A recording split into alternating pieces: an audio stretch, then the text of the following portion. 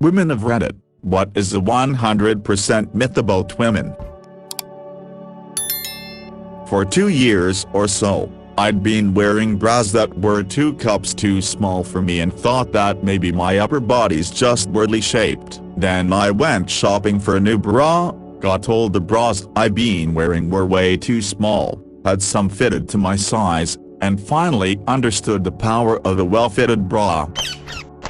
Yep, I was at a friend's, we weren't even that close, and I mentioned something about wearing a B cup and she looks at me, marched me into her bedroom and handed me a D cup bra. Fit and looked so much better. She insisted I keep it on the condition I got myself a couple more in the right size. Smiled. That's a real sister. It seems like a lot of that is because stores only carry up to DD. They tell you that you are the wrong size in order to make the sale. I remember watching a video of 2 women who went to Versus together. One was fairly small and had a smaller chest, and the other was plus size. Versus got the size correct for the smaller woman but basically told the plus size woman 38DD would fit her when she was obviously larger than that. Thankfully, a lot of stores are starting to carry extended sizes, like women have ever had boobs larger than DD before. Lol.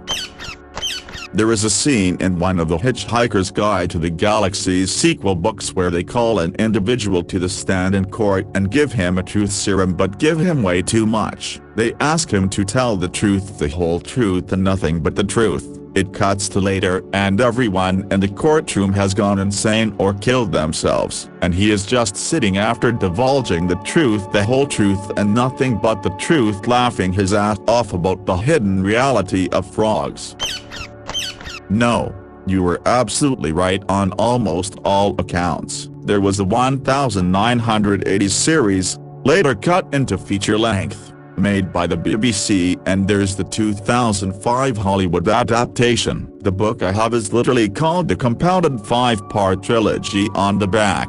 It's the edition where all books were made into a single one. It's kinda long but you're laughing from start to finish. One of my all-time favorite English books ever. I love Hitchhiker's Guide so much, and the movie has a special place in my heart, because I convinced a bunch of friends to come see this movie with me on release weekend, but I was the only one who read the book. And at the end of the opening sung "So long and thanks for all the fish, my friends," it was like a whole row at the theater thought this movie was so preposterous that they all got up and left. Ha ha ha ha. They're not my friends anymore, uncultured swine. 2 trillion galaxies in the known universe, each with 100 million stars, would be really weird if there wasn't at least as advanced as us. The only problem is getting around in our own galaxy is unfathomable in itself. Intelligent life could be in another galaxy so far away from us you might not even count it as the same existence.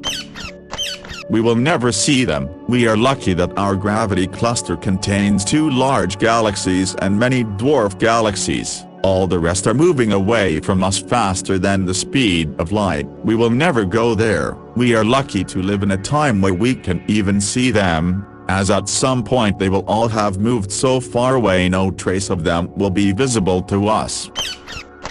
Are you sure? The universe is expanding at 67.4 kilometers per second per megaparsec. The speed of light is 300,000 kilometers per second. This means for an object to be moving away from you faster than light, it would need to be 300,067.4 equals 4,451 megaparsecs away. A megaparsec is a million parsecs, which is about 3 million light years. So only objects more than about 4,500 times 3 million equals 13.5 billion light years away from us are moving away faster than c. That's much further away than the local group. I mean, unless I've done the maths wrong. Edit. I think this confusion may stem from a Cursed Sag video from a few years ago. Some people pointed out that this video wasn't correct, but it seems people didn't want to hear it. It wasn't until nearly 5 years later that the channel posted a corrected video and admitted that the old video made claims that weren't actually true.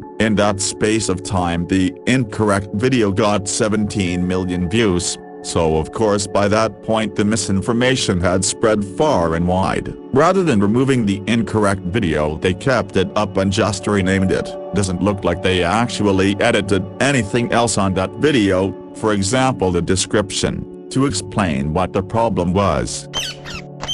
Knowing me, I wouldn't change anything till the last moment, but well, if I was certain about this info and the source, host a big-ass party a few days prior to the death date, write last will to distribute stuff accumulated during life, including organs that will survive the party. Live stream the last day with all appropriate warnings for those who wouldn't want to see someone dropping dead. I'm not really into destructive parties, so 98% that all the organs will survive this. However, knowing the date without knowing what comes next, the original topic we discussed here, is still somewhat depressing. Doesn't matter if next stage is a simple logout from our outside, heaven, hell, a void of nothingness or something else. Would be nice to know in advance. Smile. Edit 1, Markdown. Nothing is not the worst option, not by a long shot. What if you stay conscious, trapped in a stinking, rotting corpse for all eternity? What if you go to wherever you believe you go? What if one specific religion is right? My current conception is definitely the worst. Frozen consciousness. Wherever you are, you freeze in time.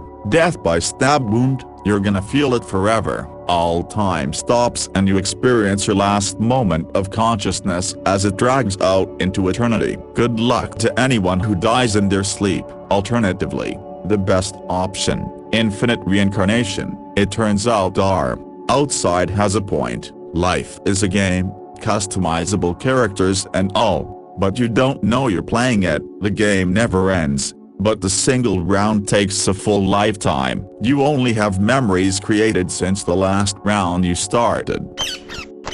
Alright, but I like to imagine that the perception of time slows down and you just have a dream of another life. Turns out when you die in that life you slow down perception and have another life. I am the only real person here. Of course, this probably isn't true, and I really hope it isn't. The idea that I am the only truly conscious person terrifies me. Well, what happened when you were born, dude? An infinite amount of time passes that you're totally aware of, and then with no memory of what happened prior, you pop into existence. When you die, the only next thing that can happen is you're born again. From your perspective this takes no time, but it might be infinite time. But still, anyway, that's why you should be nice to people and not step on cockroaches, because they are you. All the different lives you can live and be born as, they are all you, and the foot squashing you is you too.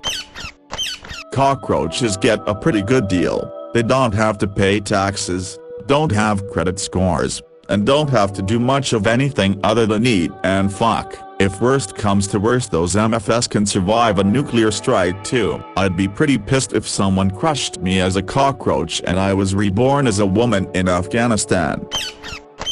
I had a mushroom trip that was this exact story. I thought I was in purgatory waiting to be reborn again while I was laying on my roommate's bed next to her. I asked her for help to go to the bathroom because I was too messed up to get up. She told me, SHHHH, it doesn't matter. I thought, oh right, cause we're dead, in purgatory and waiting to be reborn, and full on pissed her bed. As I was waiting to see the light on the other side of the birth canal, my roommate became suddenly concerned as the pee seeped over to her side of the bed. Really messed up my zen. I'm reminded of Neil deGrasse Tyson's standard answer whenever someone asks him a question along the lines of if you could know anything, what would it be? He talks about his almost existential fear that however advanced our technology and means of observation might become, that the human being, the meat inside our skull, lacks the capability to understand everything. that even if we could somehow be presented with a fact sheet containing every fact about the universe, some of those facts would be permanently out of reach for our understanding. So his answer to the question would be, is it possible for humans to even understand everything? That would be first question. Rather than risk asking what is time? And be gifted the answer beyond my understanding, and driven to some kind of Lovecraftian madness. This same bundle of thoughts first came to me when I was lying in bed in the 6th grade. It was the second time my mind was truly blown out the back of my skull. The first was when I was 4 and realized I was alive, controlling my body, etc. Anyway, that night in the 6th grade was terrifying to me. I was raised Christian and never questioned it up to that point, but that was definitely the first time I was like, wait, the why is their existence rather than nothing question is the one that fucks with me the hardest somehow. I try to imagine if there truly were nothing, which is an impossible thing to even fathom for a second. Then I think, well, there has to be something, or else there would be nothing. But if there were nothing, ever, then nothing. There is only something because there has to be, and then I basically have a miniature heart attack and try to fall asleep. It definitely didn't improve once I started doing psychedelic drugs, lol. Well, wait. If there was nothing at any point in time, then the start of the universe would have never happened, because something would have had to exist in order for something to start the beginning. This must mean that there has always been something, even before existence as we know it started. This is a pretty cool question. Like, what if we tried to apply the same evolution theories to the universe itself? If the universe's creation and destruction is cyclical, could it evolve at some point? Maybe changing small things here and there, which become cosmic changes when it expands, just to be able to last a few extra trillion years over this iteration. Or maybe it's always exactly the same, so I'm bound to write this exact comment in the next iteration. Fun thought, haha. How my dad really died. Sure, it was a heart attack, but he was taking pills, and stopped them, for that, and he wanted to divorce my mom, because she's a puss. And her reply was, you can have them in hell. Shortly after, whoopsie, he died in his sleep while she slept on the couch. How weird that he wasn't taking any of his pills either. How odd that my mom never spoke of him afterwards except to celebrate the day he died. How interesting that my entire family shunned my mom afterwards and had a rumor that she murdered him for his 401k that she received after he died. How intriguing that she got with someone else less than a week after my dad's funeral. Oh, and he was cremated, so there's no chance to look at his body for evidence, and as it so happens, she lost all his ashes despite them being kept in the same spot for years. Guess they grew feet and hobbled away to our wood stove sash pile. Seriously, there's just too many weird fucking things surrounding that for me to be comfortable with. Man, I feel for you. Something similar happened to my wife in 2019. Mom suddenly died of a heart attack. Dad dating next week and married within 3 months. The lady he married was there during the heart attack and allegedly tried to revive her. My wife and her mom knew this lady before the attack. They did not like her at all because of how abusive she was to her previous husband. My Phil justified marrying this lady using religious bullshit, something like I prayed about it and I know that she would want me to move on. My wife says no, not with this lady. I'd like to know what the future of Earth, humanity holds, as well as what other planets are out there with life for civilizations. What kind of amazing forests are out there and what are other alien civilizations like? I bet there's planets out there with perfect circles of life, with pristine nature and wildlife everywhere, like Earth was in humanity's early days before humans trashed this planet. Number: a black hole is a super dense mass with an unimaginably strong gravitational field, not a hole in the universe. Honestly, I doubt that there are any unique traits to black holes related to time or space. It's just that they're unobservable due to their own gravitational field. If you were to fly a probe into a black hole, I don't think the probe would be sent off through a wormhole or anything like that. I think it would become unobservable and be crushed into nothing. I thought black holes were little holes for the longest time. From my understanding, they're really dense dead stars that have so much gravity that light cannot escape, therefore it appears to be a hole. So if you fly into it, you don't teleport or anything, you're just obliterated. Like what would happen if you flew into any other star? A circle becomes aware it is a circle. It knows what a circle is, specifically and absolutely, along with what makes it different from other shapes, along with commonalities it shares as well. Does it continue to exist as a circle knowing that everything it means to be a circle laid in front of it? Does it try to be another shape, a square, perhaps a triangle? Does it transcend completely to a non-shape? Whereas understanding of all knowledge would lead to all potential outcomes of all applied actions, it would also constrain a seemingly infinitely capable being to a set and setting with all known outcomes deterministic. There are worse fates than death. I wouldn't want to know. Could you imagine having that knowledge and being unable to convince others of its authenticity? Watching every error being made, knowing beforehand it was an error and the bad things that will happen because of it. Like watching your kid making a mistake that will cause them pain, but also knowing that it's a mistake they have to make on their own. No thank you. I don't want to know everything regarding the absolute truths of the universe. To paraphrase Excerpt 1a, he put on the glasses and saw everything, the logic at the bottom of physics and the madness at the top. Basically, I think I would go insane if given the knowledge of everything in the universe and how it all works. It's just too much for a human mind to comprehend and maintain proper function. Happiness is not a feeling, it is more of a state of mind. He who expects too much will be disappointed, yet he who expects too little will never be satisfied. Everything in the physical life is temporary, and the one thing we can control is how we experience it. Happiness comes from within, and it is like a plant that must be watered and catered. I read their books about the houses Atreides, Harkonnen and Corino. Nice background info about the families. Once the Atreides were like the Harkonnen and vice versa, or does that come from McNally's Dune Encyclopedia? Some sparse interesting ideas. The giant spaceships are built underground, because once finished, they can fall to space. Obvious after you read it, but I was pleasantly surprised. But I agree, they don't even touch their father's heels. As far as I know, they're milking Frank's notes, so the good stuff could be stolen from those, and put in their books as their own. Wouldn't surprise me if they did.